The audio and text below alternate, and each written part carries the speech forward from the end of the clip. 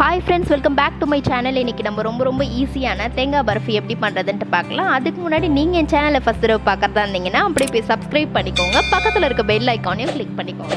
அப்போ தான் நான் மேலே போடுற வீடியோஸ் எல்லாமே உங்களுக்கு வந்து ரீச் ஆகும். வாங்க ரொம்ப ஈஸியான தேங்காய் பர்ஃபி எப்படி பண்ணுறதுன்ட்டு பார்க்கலாம்.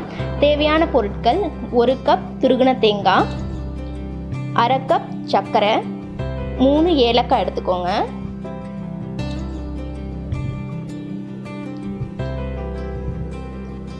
1 கப் ஃபுல்லாக நெய் எடுத்துக்கோங்க. ஓகே, இப்போ பேனில் துருகின தேங்காய் எல்லாத்தையும் சேர்த்துக்கலாம். 1 கப் தேங்காய் எடுத்துருக்கோம்ல, அந்த கப்பில் இருக்க தேங்காய் சேர்த்துக்கலாம்.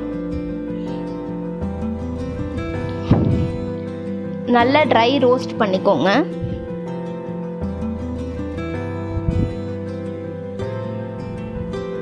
அதோட ஈரப்பதம் எல்லாமே போகிற வரையும் ட்ரை ரோஸ்ட் பண்ணிக்கோங்க.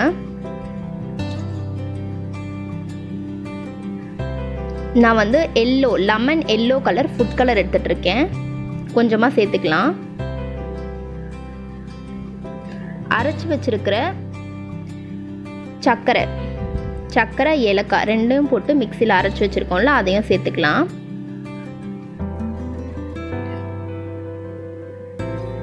இது எல்லாத்தையும் சேர்த்து நல்லா மிக்ஸ் பண்ணிக்கோங்க.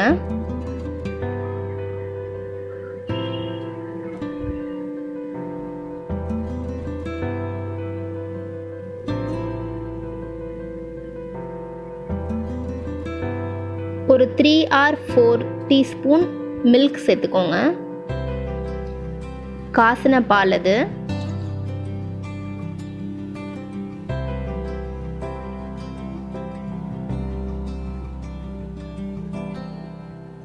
வச்சிருக்கிற 1 ஸ்பூன் நெய் சேர்த்துக்கோங்க.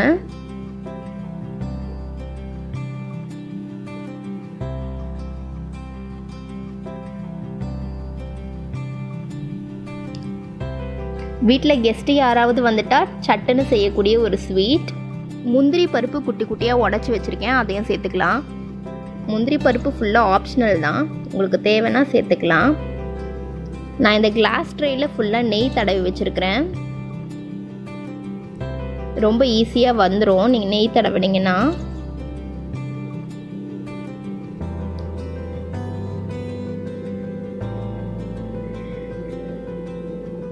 ஒரு பாக்ஸ் ஷேப்பில் தட்டி வச்சுக்கோங்க.